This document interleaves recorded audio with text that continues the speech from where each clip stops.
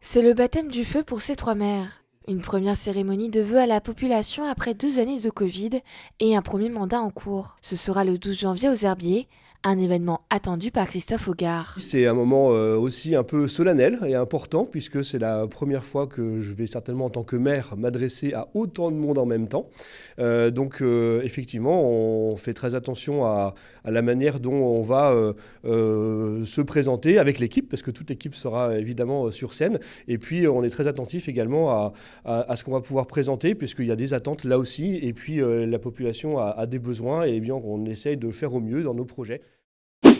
Il ne reste que quelques jours pour finir d'écrire le fameux discours à Cugan où la cérémonie est ce dimanche. Un véritable exercice pour Cécile Barrot qui souhaite y dresser un bilan de mi-mandat, annoncer les projets et exprimer bien plus encore. Il y a beaucoup d'émotions aussi, beaucoup d'envie de dire aux Cugandais, déjà de les accueillir, de leur dire qu'on travaille pour eux. Donc oui, il y a encore plus d'émotions, je pense, qu'un discours classique d'inauguration, par exemple, où on va parler juste d'un projet en tant que tel. Mais là, on a tellement de choses à dire. Je pense que oui, c'est autre chose qu'un discours d'inauguration. Ce qui est aussi important, je pense que c'est le moment convivial où on va pouvoir échanger, discuter, répondre à leurs questions après le discours officiel des vœux.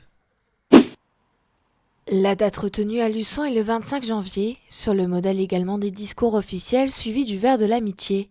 Et on y parlera surtout de l'avenir. Pour un maire, la cérémonie des vœux, c'est vraiment un marqueur. C'est le premier marqueur de l'année d'ailleurs, hein.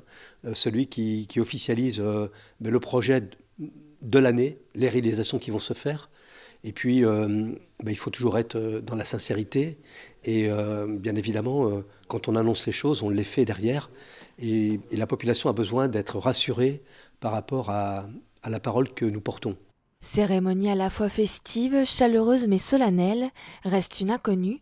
Après 2 années de privation, les habitants seront-ils nombreux à renouer avec la tradition? Réponse à la fin du mois.